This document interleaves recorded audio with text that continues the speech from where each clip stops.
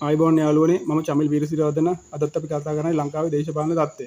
අද අපි බලමු අනුර කුමාර ජනාධිපතිතුමා ගෙදර යවන්නේ කොහොමද කියලා අවුරුද්දක් යන්න කලින්. හැමෝම කතා වෙනවා අවුරුද්දක් යන්න කලින් අනුර කුමාර ජනාධිපතිතුමා ගෙදර යවන්න ඕන කියලා. අපි බලමු කොහොමද එයා යන්නේ කියලා. ඒක අමුතුවෙන් දෙයක් කරන්න දෙයක් නැහැ.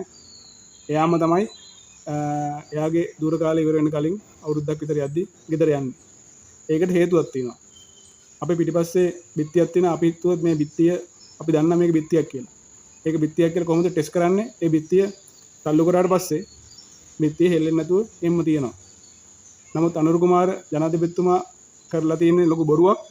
එයා බිත්තියක් බඳිනවා කියලා gadol ගොඩක් එක උඩ තියලා අපිට බිත්තියක් කියලා ලොකු බොරුවක් කියලා තියෙනවා. නමුත් ඒ gadol ගොඩේ කපරාරු නැහැ, සිමෙන්ති නැහැ, කොන්ක්‍රීට් දාලා කම්බි දාලා එහෙම හදලා නැහැ. ඒ gadol ගොඩ තල්ලු කරාට පස්සේ තමයි බැම්ම තල්ලු කරාට පස්සේ තමයි අපිට තේරෙන්නේ මේක බිත්තියක් නෙවෙයි කියලා. එතකන් මිනිස්සු හිතන් ඉන්නවා ඒක බිත්තියක් කියලා. ඒකට හොඳ උදාහරණය තමයි ජනාධිපතිතුමා මේ ඡන්දෙට උඩගෙඩි දෙන්න දළදා ප්‍රදර්ශනයක් හදිසියෙම ආරම්භ කරා. අනුර කුමාර සහෝදරයා අනුර කුමාර ජනාධිපති හිතාගෙන ඉන්නේ දළදා ප්‍රදර්ශනයක් කරන්න කිව්වට පස්සේ ඒක ඔටෝමැටිකලි වෙනවා කියලා. මොකද එයා දන්නේ නැහැ රාජ්‍ය පරිපාලනය කරන හැටි. ඒ වගේ පොඩි දෙයක්වත් ඕගනයිස් කරන්න එයා දන්නේ නැහැ. එයා හිතාගෙන ඉන්නවා අනුර කුමාර සහෝදරයා කලින් වැඩ කරේ ඒ කාල් මාක්ස්ගේ පොතකට හීන ලෝකේ මවපු ඒ පොතකට තමයි වැඩ කරේ. දැන් ඒ තියරිය ලංකාවට ඇප්ලයි කරන්න හදන අනුර කුමාර ජනාධිපතිතුමා එයා කියනවා මේ ආණ්ඩුක්‍රම ව්‍යවස්ථාවේ තමයි ලොකු පුද්ගලයෝ ලොකු නෑ. ඒ හින්දා ආණ්ඩුක්‍රම ව්‍යවස්ථාව හැටියට ඕගොල්ලෝ තනියෙන් කැමති දේවල් කරන්න කියලා. එහෙම කිව්වට පස්සේ පොලිස් කාර්යයා හමුදාවට බයිනවා. මොකද හමුදාවයි පොලිසිය අතර කෝඩිනේෂන් යන්නේ නැහැ. පොලිස් කාර්යයා තමන්ට හිතෙන දේවල් කරනවා. හමුදා නිලධාරියා තමන්ට හිතෙන දේවල් කරනවා. ප්‍රාදේශීය ලේකම් සහය නිලධාරීන් ඒගොල්ලන් හිතන දේවල් කරනවා. බාලදක්ෂ ව්‍යාපාරී තමන්ට හිතෙන ඒවා කරනවා. අනුර කුමාර හිතනවා කොළඹට වෙලා මේක වැඩේ හොඳට යනවා කියලා. අන්තිමට මිනිස්සු 4 දෙනෙක් මැරෙනවා. මිනිස්සු සෑහෙන ගාණක් 100 ගාණක් ඉස්පිරිතාලේ යනවා. පොලිසිය හමුදාවේ අතර ප්‍රශ්න තියෙනවා. ඒ මාධ්‍ය වලින් මේ ලෝකේ ලංකා ඉතිහාසය කවදාවත් ඔහොම වෙලා නැහැ. ඒ ඔක්කොම කරේ අනුර කුමාර ජනාධිපතිතුමා. එයා කරේ මිනිස්සු කවුරුත් ලොකු නැහැ. ව්‍යවස්ථාව තමයි ලොකු. ඕගලන්ට කැමති දේවල් කරන්න පුළුවන් කියලා කිව්වා. එයාගේ ඒ NPP එක ඇතුළත් එහෙමයි. NPP එක ඇතුළත් තියෙන gadol ගොඩක්. අනුර කුමාර එයාට හිතන දේවල් කරනවා. හරිනි තමන්ට හිතන දේවල් කරනවා. ලාල්කාන්ත තමන්ට හිතන දේවල් කරනවා. ඒගොල්ලෝගේ ටීම් එකක් යන්නේ නැහැ. ඒක තමන්ට කැමති දේවල් කරනවා. එක්කෙනෙක් ගිහලා ඉන්දියාවත් එක්ක ගිවිසුම් ගහනවා. තව කට්ටියක් අපි චීනයට පක්ෂපාතී කියලා ඒ පක්ෂපාතීභාවය ප්‍රකාශ කරනවා. අන්තිමට පාකිස්තාන යුද්ධයක් ආරම්භ කළා ගේම ඉල්ලුවට පස්සේ තමයි මේගොල්ලන්ට තේරෙන්නේ මේ ප්‍රෙෂර් එක ආවම තමයි මිනිස්සුන්ට තේරෙන්නේ මේක මේ බිත්තියක් නෙමෙයි මේක gadol ගොඩක් කියලා. ඒක නිසා අනුර කුමාර ජනාධිපතිතුමා ඒ මවාපාපු ලොකු බොරුව ආණ්ඩුවක් තියෙන එක එයාම කඩාවට්ට ගන්නවා. කවුරුත් මේ සල්වෙන් ඇවිල්ලා එහෙම කඩාවට්ටන්න අවශ්‍යතාවයක් නැහැ. එයා මේක මිනිස්සුන්ට පෙන්නුම් කරනවා. මොකද මිනිස්සු තේරුම් ගත්තට පස්සේ මේ මිනිස්සයා කරන්නේ බොරුවක් කියලා මේ මිනිස්සු තේරුම් ගත්තට පස්සේ තවදුරටත් එයාට කරන්න බෑ. අනුර කුමාර ජනාධිපතිතුමා ගිහිල්ලා ඉන්දියාවත් එක්ක ආරක්ෂක ගිවිසුමක් ගැහුවා. එයා කියන ගිවිසුමක් ගැහුවා කියලා අපිට ඒක මොකද්ද කියලා කියන්නේ නැහැ. දැන් ඒ ගිවිසුම ගැහුවාම අපි මෙච්චර කාල තිබුණේ නොබැඳි රටක්. නොබැඳි රටක්. කාටවත් යටත් නැහැ කාටවත් බැඳිලා නැහැ. එතකොට අපි චූටි බින්ගි බෝට්ටුවක් මූද යනවා වගේ අපිට නොබැඳි විදිහට මූද යන්න පුළුවන්. කිසි ප්‍රශ්නයක් නැහැ. නමුත් අපි ලොකු නැවකට ගැට ගැහුවොත් අපේ බෝට්ටුව ඒ ලොකු නැව ගිහිල්ලා උඩ ගිහිල්ලා පල්ලෙහාට වැටෙද්දි අපේ බෝට්ටුව යන්නේ මූදට යට. අපි ගිලනවා.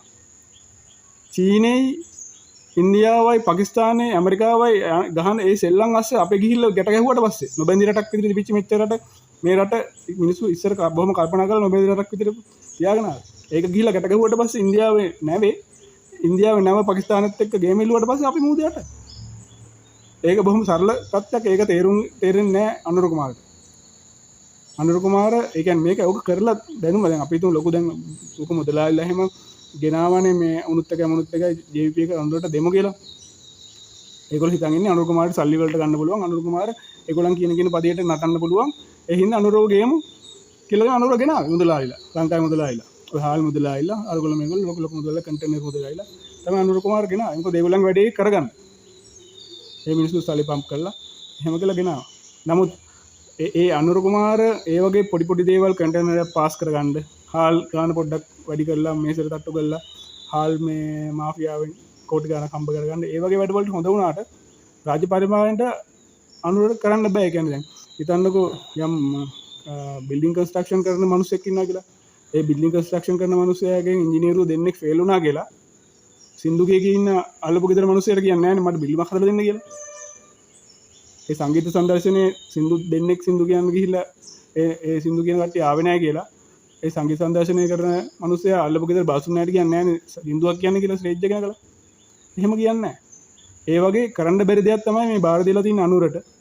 සහ එයාගේ කණ්ඩායමක් නැහැ එතන ටීම් වර්ක් එකක් නැහැ. දැන් අපි සමගිදාන බලවේගය ගත්තොත් සමගිදාන බලවේගයේ සජිත් ප්‍රේමදාස මහත්තයා තමයි අපේ නායකයා.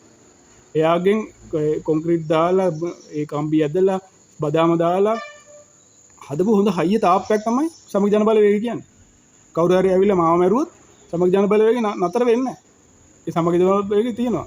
නමුත් අනුර කුමාර හදපු මේ ගඩොල් තාප්පේ කවුරු හරි ඇඟිල්ලෙන් ඇන්නොත් ඒ අනුරට ඔක්කොම තාප්පෙන් බිම.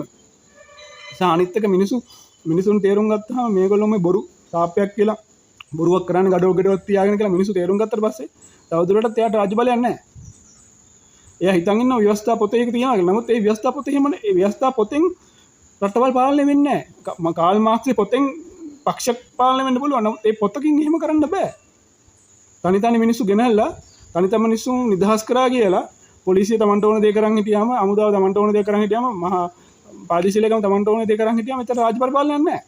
මෙතර ගල් ලංකාව පාලනය කරේ මෙතර ගල් හිටපු නායකයෝ ජනාධිපතිවරු ඒ ඔක්කොම කෝඩිනේට් කරා. අපි යුද්ධ කරත් එහෙම තමයි. ඒ ඔක්කොම එකට බැඳිලා කෝඩිනේට් කරන්නේ නැතුව පොලිසිය හැමදාම එකට කොටවනවා නම් එක එක්කෙනා එකට කොටවනවා නම් රාජ්‍ය නිලධාරීන් එකට කොටවනවා නම් එතන රාජ්‍ය පරිපාලනයක් නැහැ. ඒක අනුර කුමාරගේ නොහැකියාව. ඔක්කොම මිනිස්සු ටික නිකන් නිදහස් කරලා දාලා ඒ වැඩේ කරන්න බෑ. දැන් ඒගොල්ලෝ ඒකයි ඔය ෆේල් උනේ. ඒ විදිහට තමයි හැමදේම කරන් යන්නේ. ඒ විදිහට තමයි ඉන්දියාවත් එක්ක කිව්සම ගැහුවට පස්සේ සමහර කට්ටියක් JVP එකේ නෑ අපි චීනවාදී කියලා ඉන්නේ ඒකයි. එතන බෙදීමක් තියෙනවා. ඒකේ තනි ගඩොල් ගොඩක් විතරයි. අනුර කුමාරටම හැකියාවක් නෑ. තමන්ගේ ඒ තියෙන රාජ්‍ය බලය පාලනය කරන්න. ලාල්කාන්ත ඉන්ටර්ෆියර් වෙලා ගියා නෑ මේක මෙහෙමයි වෙන්න ඕනේ කියලා. ඊට පස්සේ මේ අගමැති හරිනේ යටින් අදිනවා මේක නෑ මේ LGBT ලෙස්බියන් බයෝසෙක්ෂුවල් ලෙස්බියන් එන්නේ ඒ කට්ටිය මෙහෙම කරන්න ඕනේ එහෙම කරන්න ඕනේ කියලා අදිනවා. අර පැත්තෙන් මෙහෙම අදිනවා. මේ පැත්තෙන් මේ බුද්ධ ආගමට විරුද්ධව වැඩ කරන්න බුද්ධ ශාසන අමාත්‍යාංශයට බෞද්ධෙක් නොවන කෙනෙක් දාලා ඒ වගේ ඒගොල්ලෝ ලොකු බොරුවක ජීවත් වෙන්නේ. ඒගොල්ලෝ හිතන් ඉන්නවා ඒ කියන්නේ ඒ බොරුවක මෙච්චර කාල මුළු ජීවිතේම ජීවත් වෙන්නේ බොරුවකනේ. ඒ බොරුවක ජීවත් වෙච්ච මිනිස්සු ඒ බොරුව ඇත්තට ජීවත් වෙච්ච මිනිස්සු මතට පටවන්න යනවා. අනුර කුමාර අපිට කියනවා මේ මුසාවාදයෙන් වැළකීම කියන පන්සිල් පදයේ යටතේ ජීවත් වෙච්ච ලංකාවේ සුහසක් මහජනයාට ඒක වැරදි බොරු කියන එක තමයි හරි කියලා. බුදුහාමුදුරුවොත් විරුද්ධව තමයි අනුර කුමාර වැඩ කරන්නේ. මම දන්නේ නැහැ බුදුහාමුදුරන්ට විරුද්ධව යන අනුර කුමාරට කොච්චර මේ බලයක් තියෙනවද කියලා. මොකද මිනිස්සු ලංකාවේ මිනිස්සු බොරු කියන්නේ නැහැ. ලංකාවේ මිනිස්සු මෙතර කාල ඇත්ත කිව්වේ. දැන් අනුර කුමාර කියලා ජනාධිපති කෙනෙක් ඇවිල්ලා එයා කියන බොරු කියන්නේ. ටිල්වින් කියන අමුමයි බොරු. ඉන්දියාවන කිවිසම දුන්නලු පාර්ලිමේන්තුවට. තොරතුරු දැන කෙනෙක් පනතේටදී අපිට ගන්න පුළුවන්. ඒකම පට්ටබල් බොරුවක්. ඒ බොරු කියන්නේ ඒගොල්ලෝ බොරු කියනවා බොරු වලට අමතර දෙයක් දන්නේ නැහැ. ඒගොල්ලෝ මුළු ජීවිතේම ජීවත් වුණේ බොරුවෙන්. එතකොට අපි මතත් ඒ බොරුව පටවනවා. ඒගොල්ලෝ ඒක ප්ලෑන් කරලා කරන්නේ. ඒගොල්ලොන්ට ඇත්ත කිව්වොත් එimhe හිතනවා මෝ වෙන වීක්. ඇයි මේ මොඩේ ඇත්ත කියන්නේ? ඇත්ත කිව්වා මිනිස්සු රැවටෙන්නේ නැහනේ. අපිට ඕන දේ කරගන්න බෑනේ. බොරු කියලා තමයි Tamanට ඕන දේ කරගන්න පුළුවන් කියලා ඒ මිනිස්සු හිතන් ඉන්නේ. ඒකයි බොරු කියන්නේ. ඉතින් බොරු කියන එක ඉවර වෙන්නේ නැහැ. නමුත් බොරු කියන එක හින්දා අනුර කුමාරගේ ආණ්ඩුව ඉවර වෙනවා.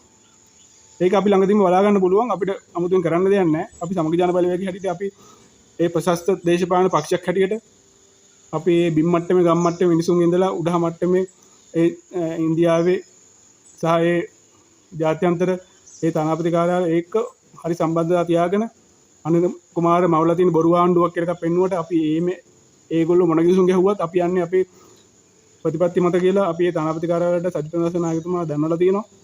ඒගොල්ලෝ අපිත් කියන්නේ ඉන්දියාව වුණා තේරුම් ගන්නවා මේ මිනිස්සු බොරුවක් කරලා මිනිස්සු රවට්ටලා නම් ඉන්නේ. ඇත්තට බලයක් නැහැ නේ යාට. ව්‍යවස්ථාව එහෙම එකක් තිබුණා කියලා. බලයක් එන්නේ නැහැ. ඒ බලය මිනිස්සු ප්‍රැක්ටිස් කරන්න ඕනේ. පොලිසිය OIC කියලා පොලිස්පතිතුමාගේ මස්සෙනගේ පුතා දාලා අමයා පොලිසි OIC කියලා බොරුවට යුනිෆෝම් එකක් අඳලා ගෙනාවට ඒ මිනිස්සු ඒ රාජකාරී කරන්න දන්නේ නැත්නම් කරන්න බෑ. පොලිසිය OIC පුටු වාඩි කරලා තියන්න පුළුවන්. නාට්‍යයක රංගපාන්න පුළුවන්. ඒ අරෙන්ද ඒ නාට්‍ය රංගපාන නළුවට බෑ OIC රාජකාරී කරන්න. ඒ වගේ අනුර කුමාර නළුවෙක් විතරයි බොරුවක් කරන්නේ. බොරුවක් කරන නළුවෙක් විතරයි. ඒක ඉන්දියාවත් දන්නවා හැමෝමත් දන්නවා. ඒ හින්දා අපිට 아무තුන් කරන්න දෙයක් නැහැ. අපි සත්‍යවාදීව ඇත්ත කතා කරලා ඇත්ත ප්‍රශ්න කතා කරලා මිනිස්සුන්ට ඇත්ත තියෙන ප්‍රශ්න ගැන කතා කරනවා. පාර්ලිමේන්තුවේ අපි සජිත් ප්‍රේමදාස නායකතුමා ඇතුළු කට්ටිය කතා කරනවා. අපි යන්නේ ඇත්ත සත්‍යවාදී. අනුර කුමාර හිතනවා නම් බුදුහාමුදුරන්ට විරුද්ධව ගිහිල්ලා බොරු කියලා ටෙල්වින්ටත් කියලා බොරු කියන්න කියලා. අනිත් මිනිසුන්ටත් කියලා බොරු කියන්න කියලා. කොට්ටහච්චිටත් කියලා බොරු කියන්න කියලා. ඒ ඉතින් බුදුහාමුදුරන්ට විරුද්ධව ඒ කරන ව්‍යාපාරයේ අනුර කුමාරගේ කොහොමද අසාර්ථකයි. බොරු කියලා හැමෝම රවට්ටලා ගිවිසුම් හංගලා වංචාව කරලා ඒ බොරුවක ජීවත් වෙලා ඒක හරියන්නේ නැහැ කවදාවත්. ඒක නිසා සත්‍යවාදී වෙන්න සමගි ජන බලවේගයත් එක්ක එකතු වෙන්න අපේ දැන් 6 වෙනිදා ඡන්ද තියෙනවා. අපේ ඡන්දෙන් අපේ බලය පෙන්නනවා. ලංකාව බිම් මට්ටමේ ගම් මට්ටමේ ඉඳලා දිනු කරලා හොඳ තැනකට අපි ගේනවා. ඒක නිසා මේ 6 වෙනිදා ගිහිල්ලා ඡන්දෙ දෙන්න ටෙලිෆෝන් එකට අපි හැමෝම සමගි ජන බලවේගයේ හැමදාමත් ලංකාවේ මිනිස්සු වෙනුවෙන් සත්‍යවාදී පෙනී සිටිනවා. හැමෝටම ජය වේවා.